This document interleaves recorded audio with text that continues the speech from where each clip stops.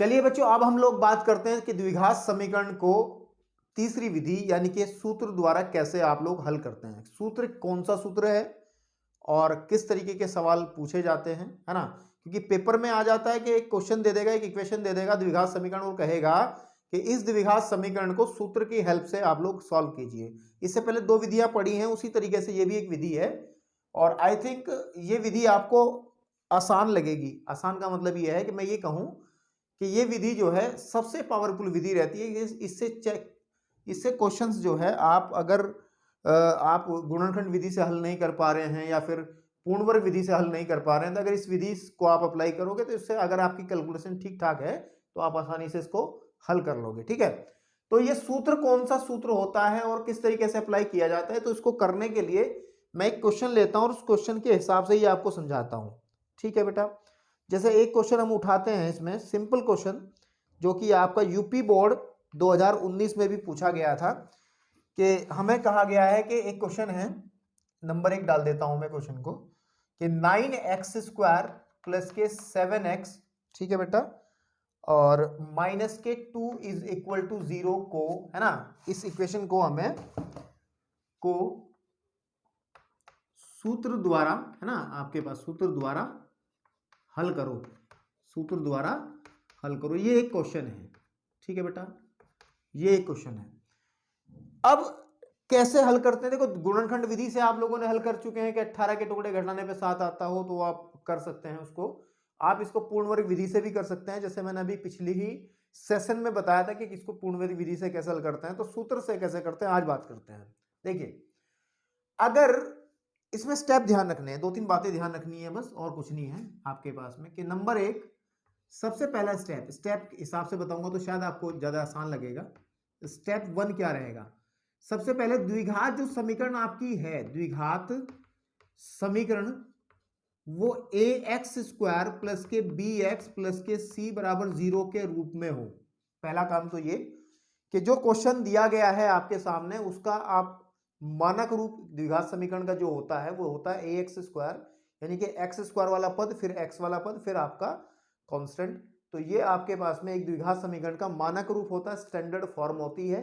तो जो क्वेश्चन दिया जाता है सबसे पहले ये जरूर चेक कर लें कि वो क्वेश्चन इस फॉर्म में है या नहीं है।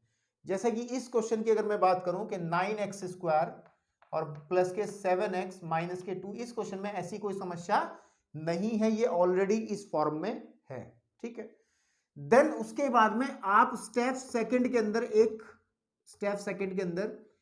एक डी निकालोगे। क्या निकालोगे, डी। और डी क्या होता है, अभी इसको इस डी को हमें बहुत डिटेल से पढ़ना है।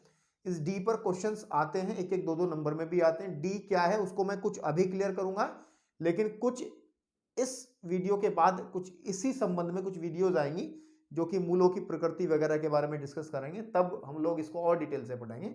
लेकिन अभी जो डी क्या होता है, डी होता है b² माइनस के 4ac। डी क्या होता है, b² माइनस के 4ac, और a b c ये क्या है, वो इस इक्वेशन से आते हैं। जैसे इस वाले क्वेश्चन की इससे तुलना करूंगा तो a का मान आपका 9 बनेगा। देख लो, a का मान 9 बनेगा क्योंकि x² का गुणांक यहाँ पे a है, तो a का मान 9 बनेगा और b का मान 7 बनेगा, c का मान माइनस का 2 बनेगा। तो ऐसे आप a b c के मान निकाल सकते हैं। d, और अच्छा d का जो नाम होता है इसको हम लोग विविध कर भी कहते हैं। ठीक है ना, आपके बात में क्या कहते हैं, विविध कर भी कहते हैं, इंग्लिश में डिस्क्रिमिनेट कहते हैं। ठीक है, तो अभी डी का नाम विविध कर याद रखेंगे। देन इतना निकालने के बाद, डी निकालने के बाद, देन स्टेप थर्ड जो है उस फॉर्मूले के बारे में है जिस फॉर्मूले के बारे में हम बात करते हैं, वो है -b और प्लस माइनस √d/2a। ये वो फॉर्मूला है जिससे हम क्वेश्चंस के आंसर निकालेंगे। अब द्विघात समीकरण है तो 2 आंसर आएंगे मेरे भाई, तो बेसिकली 2 आंसर आएंगे ही आएंगे, क्योंकि देखो उसमें प्लस माइनस अल्टरनेट बेस पे लगा है, एक बार प्लस एक बार माइनस। तो जब एक बार आप प्लस लोगे तो एक आंसर आ जाएगा, एक बार माइनस लोगे तो दूसरा आंसर आ जाएगा। ये तो एक प्रोसीजर है, एक कार्य विधि है कि कैसे आपको इस विधि को हल करना है, और डेमो के रूप में मैं इस विधि को इस पे अप्लाई करके दिखाता हूं।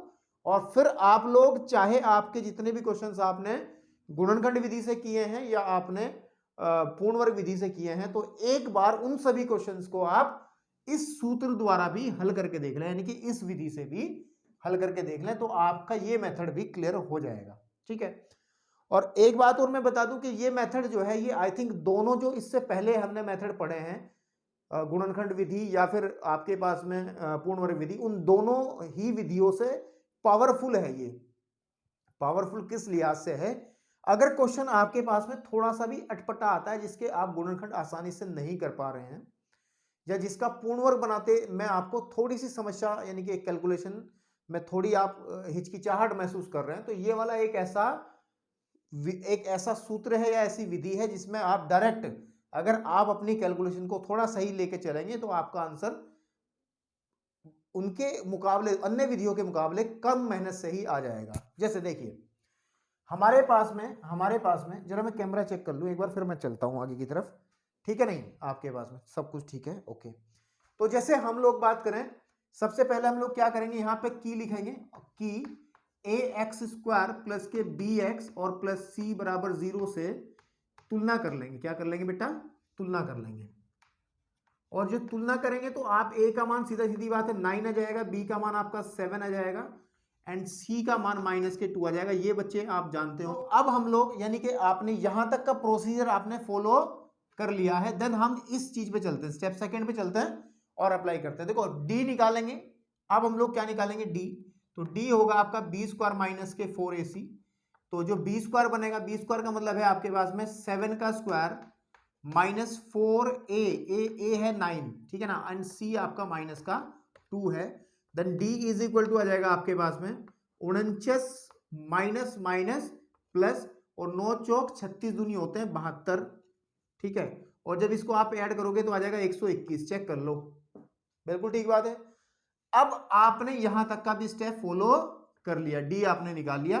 स्टेप थर्ड पे आए, अब हम लोग क्या करेंगे, अब हम लोग लगाएंगे वो द्विघाती सूत्र, x is equal to minus b plus minus under root of d upon 2a।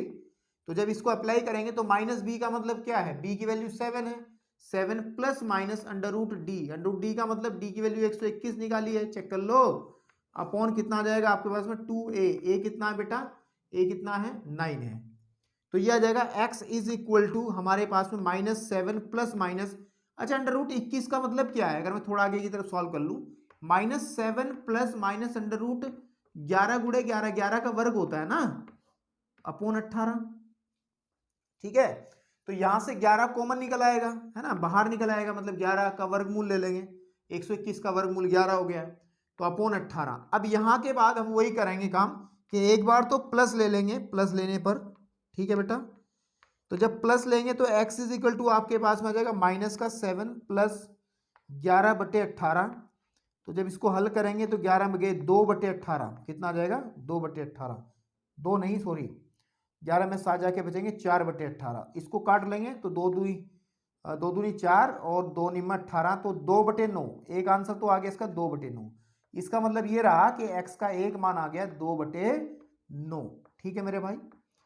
एक जब हम लोग माइनस लेंगे, माइनस लेने पे क्या बनेगा, माइनस लेने पर, तो जब माइनस लेंगे बेटा तो कितना आ जाएगा, देखो x इज इक्वल टू आ जाएगा -7 -11/18, या फिर ध्यान से देखें -11 -7 हो गए -18/18, 18 एकम 18, तो माइनस का 1, ये कहा जा सकता है कि x का मान 1 आ गया, माइनस का 1। तो दो आंसर आपके निकल आए, उसमें भी जो हमने विधियां पढ़ी थी उसके अंदर भी हमने दो ही आंसर निकाले। तो आप इस प्रोसीजर को ऐसे जैसे मैंने बताया ऐसे फॉलो करके आप कोई भी क्वेश्चन, कोई भी द्विघात समीकरण सूत्र द्वारा हल कर सकते हैं, ठीक है। इस सूत्र की महिमा आगे आपको समझ में आएगी कि ये जो डी है, इस डी के संबंध में बहुत अच्छे से हमें बातें करनी है, क्योंकि इस पे एक क्वेश्चन और अलग से पेपर में बनता है, वो मैं बताऊंगा आगे, ठीक है। चलिए अभी एक दो क्वेश्चन और करते हैं ताकि आपका कमांड इसमें बन जाए और अच्छे से, ठीक है। चलिए एक क्वेश्चन और आपके सामने लिखा है, क्वेश्चन नंबर 2 के सूत्र द्वारा द्विघात समीकरण 2x² माइनस के 2 अंडर रूट x और प्लस 1 बराबर 0 को हल करो। ये आपको सूत्र द्वारा हल करना, वैसे आप अन्य विधि से भी कर सकते थे। तो चलिए सूत्र द्वारा करते हैं, तो स्टेप ही फॉलो करेंगे जो मैंने बताए हैं आपको। पहले समीकरण को उठा लेंगे जब हम हल करेंगे, और 2x² है माइनस के 2 अंडर रूट ऑफ 2x है प्लस का 1 इज इक्वल टू 0। ध्यान रखें ये क्वेश्चन आपके पास में बोर्ड एग्जाम 2017 की परीक्षा में और 21 की परीक्षा में भी पूछा गया था। ठीक है, किसी भी सेट में पूछा गया हो, लेकिन पूछा गया था, सूत्र द्वारा ही हल करने को कहा गया था। तो कोई बात नहीं, देखते हैं। तो सबसे पहला स्टेप कि द्विघात समीकरण इस रूप में है या नहीं है। बिल्कुल है, इसमें कोई दिक्कत नहीं है। तो यहाँ पे हम लोग लिखेंगे कि, और क्या कर लेंगे कि ए एक्स स्क्वायर प्लस के बी एक्स और प्लस के सी बराबर 0 से क्या कर लेंगे, से हम लोग इसकी तुलना कर लेंगे। क्या कर लेंगे बेटा, तुलना कर लेंगे। तो जब इसकी तुलना करेंगे, तुलना करने पर बड़ा आसान हो जाता है क्वेश्चन मेरे हिसाब से। मुझे बहुत, मेरी फेवरेट विधि है ये कि जो a का मान है वो 2 आएगा, b का मान आपके पास माइनस के 2√2 आएगा और c का मान आपका 1 आएगा। इतना तो सभी बच्चों को पता होगा, ठीक है ना। चेक कर लो, एक्स स्क्वायर का गुणांक a है तो x का गुणांक 2 है, तो a बराबर 2 हो गया, b की जगह माइनस का ये चिन्ह सहित आएगा और c आपका 1 आ जाएगा। ठीक है बेटा, ओके। देन अब हम लोग निकालेंगे d, विविध कर निकालेंगे, है ना। तो जो d निकलेगा, अब हम d निकालते हैं, d। तो d होता है बी स्क्वायर माइनस के 4ac, that is equal to b का मतलब ये माइनस 2√2 का whole square minus 4a, a है 2 और c है 1। ठीक है जी, ओके, बिल्कुल ठीक है। अब ध्यान दें, तो d का जो मान है फाइनली वो आ जाएगा, देखो 2 का स्क्वायर 4 और 4 गुणे 2 आ जाएगा, समझ रहे हो ना। माइनस 2√2 गुणे माइनस 2√2, यही तो है इसका मतलब भाई। इसका मतलब वर्ग का मतलब यही तो माइनस माइनस हो गया प्लस, 2 दूनी हो गया 4 गुणे 2√2 हो जाएगा। तो ये तो लिखा मैंने, क्या लिखा, और ये लिखा है, ओके। तो अब जो है, डस्टर कहाँ गया मेरा, हाँ ठीक है। अब जो है नेक्स्ट क्या बनेगा, माइनस 4 दूनी 8, या ये कहें डी बराबर हो जाएगा आपके पास में, आगे ही चल लो ना, 4 दूनी 8 माइनस 8, ये बहुत बढ़िया हो गया। डी बराबर आ गया 0, डी बराबर कितना आ गया, फाइनली हम कह सकते हैं डी का वैल्यू 0 है ना, डी का मान 0 है। तो अब हम तीसरे स्टेप पे पहुंचते हैं। तो x जो वैल्यू देगा, अब हम सूत्र लगाते हैं, x बराबर होता है माइनस का b प्लस माइनस √d/2a, है ना।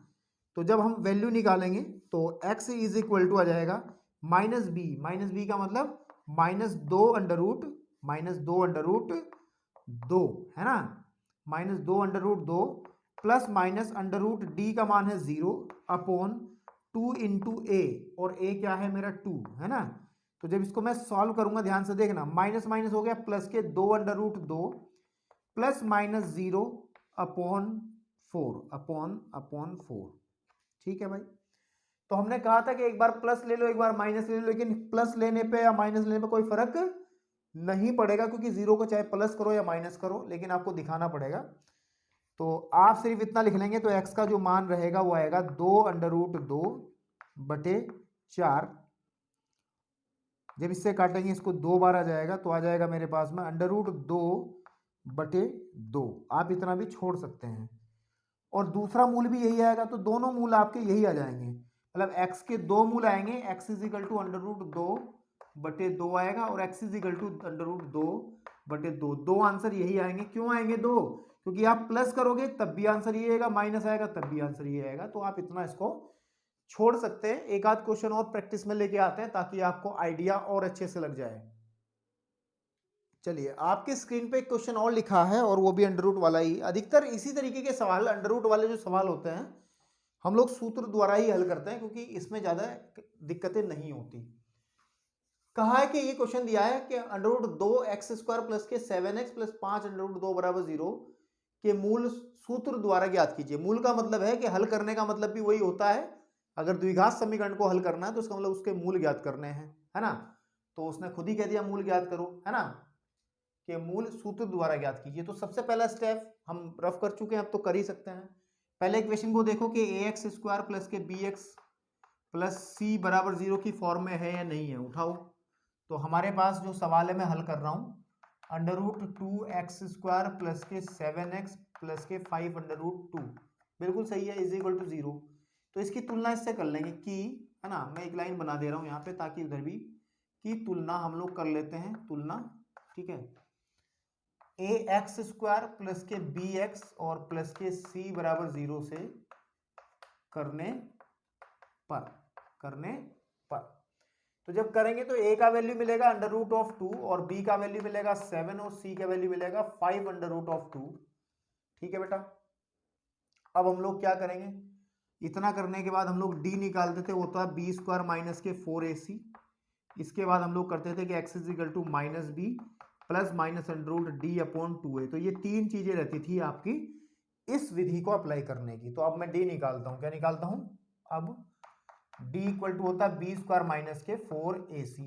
तो बी स्क्वायर का मतलब 7 का स्क्वायर माइनस 4 इंटू ए कितना है अंडर रूट 2 और सी कितना है बेटा 5 अंडर रूट ऑफ 2। तो आ जाएगा 49 है ना, माइनस 4 पंजे 20 दूनी और अंडर रूट 2 हो जाएगा ना, तो आ जाएगा 49 माइनस 20 सॉरी 40 है ना। तो कहने के बाद 9 आ जाएगा, या ये कहिएगा कि डी का मान आ गया 9। ठीक है, अब हम चलते हैं अपने थर्ड और लास्ट स्टेप की तरफ इसमें। तो एक्स इज इक्वल टू सूत्र होता है minus b plus minus under root of d upon 2a है ना। तो x is equal to minus b का मतलब है b की वैल्यू ये है ना। तो -7 plus minus under root d का मतलब 9 अपॉन 2a। a कितना है बेटा, a कितना है अंडर रूट 2 है, अंडर रूट 2 है। तो अब इसको थोड़ा सा और हल कर लें, फिर प्लस माइनस वाला खेल करेंगे। -7 प्लस माइनस अंडर रूट 9 का मतलब तो 3 हो जाएगा ना, अपॉन 2 अंडर रूट 2। ठीक है, तो अब यहां से हम बढ़ते हैं यहाँ पे कि प्लस लेने पर, क्या लेने पर, प्लस लेने पर। तो जब प्लस लेंगे तो x का मान जो निकलेगा x इज इक्वल टू आ जाएगा माइनस का 7 और इन दोनों चीजों में से हमें प्लस लेना शुरुआत में। तो प्लस 3 बटे 2 अंडर रूट 2, या इसको सॉल्व कर लें माइनस के 4 बटे 2 अंडर रूट 2 है ना। इससे ये काटेंगे 2 बार जाएगा तो जाएगा -2 बटे अंडर रूट 2। और गणित में आपने वास्तविक संख्या पढ़ी है, उसमें हम लोग ये बात करते हैं कि वास्तविक संख्या का परिमेयकरण है ना, हर का परिमेयकरण करते हैं कि अंडर रूट कभी भी हम लोग अंश में नहीं छोड़ते हैं। ये एक तरीका होता है आंसर देने का। तो यहाँ पे अंडर रूट 2 है, इस अंडर रूट 2 को हटाने के लिए अंडर रूट 2 से ऊपर गुणा कर लो, अंडर रूट 2 से नीचे गुणा कर लो। तो x की जो वैल्यू निकाल जाएगी माइनस के 2 under root 2 upon under root 2 into under root 2 कितना हो जाएगा 2, 2 से 2 कटेगा तो x का जो वैल्यू है माइनस के अंडर रूट 2 आ जाएगा। तो एक मूल आपका आ गया माइनस के अंडर रूट 2। ठीक है, देन आप दूसरा मूल निकालने के लिए क्या करोगे बेटा, दूसरा मूल निकालने के लिए क्या करोगे, हम लोग माइनस ले लेंगे, माइनस लेने पर। तो जब माइनस लेंगे तो माइनस लेंगे कहां पे, यहां पे माइनस लेंगे। तो x इज इक्वल टू -7 और प्लस लेकर के आंसर ये आया था, तो माइनस लेकर के देखते हैं क्या बात बनती है, अपॉन 2 अंडर रूट 2। तो जाएगा माइनस के 10 बटे 2 अंडर रूट 2, इसे काटेंगे 5 बार तो जाएगा माइनस के 5 बटे अंडर रूट 2। फिर वही करेंगे, अंडर रूट 2 से ऊपर गुणा कर लेंगे, अंडर रूट 2 से नीचे गुणा कर लेंगे। तो x की जो वैल्यू निकल के आएगी आ जाएगी माइनस के 5 अंडर रूट 2 बटे 2। इसके आगे कुछ नहीं होगा। तो 2 आंसर आए, एक आंसर ये आया, एक आंसर आपका ये आ गया। ठीक है, तो इस तरीके के क्वेश्चंस को ही हम लोग आसानी से कर लेते हैं। ठीक है ना, 5। ठीक है, ओके। तो ये आपके आंसर रहे, और इस तरीके से आप जितने भी क्वेश्चंस आपने गुणनखंड विधि से किए हैं और पूर्ण वर्ग से किए हैं, तो उन सभी क्वेश्चन को आप तीनों विधियों से लगा लगा के देखें तो और आंसर की भी तुलना कर लें कि आंसर किससे आपको आसानी से प्राप्त हो रहे हैं। तो इसमें आप समझ पाओगे कि कौन सा मेथड आसान है, यानी कि आसान तो तीनों ही है, मतलब कौन से में आपको कम मेहनत करनी पड़ रही है। ठीक है, नहीं, लेकिन आई थिंक सूत्र वाला जो मेथड है वो सबसे पावरफुल मेथड है, उसमें ज़्यादा कुछ सोचना नहीं रहता, सीधे क्वेश्चंस हल हो जाते हैं। ठीक है, तो चलिए अब नेक्स्ट वीडियो के अंदर हम लोग बात करेंगे बहुत ही इंपॉर्टेंट क्वेश्चंस की, और 4-4 नंबर में या बड़े क्वेश्चन 6-6 नंबर वाले क्वेश्चन कहाँ से इस चैप्टर से बनते हैं उसके बारे में बात करेंगे। आज इतना ही रखो, धन्यवाद।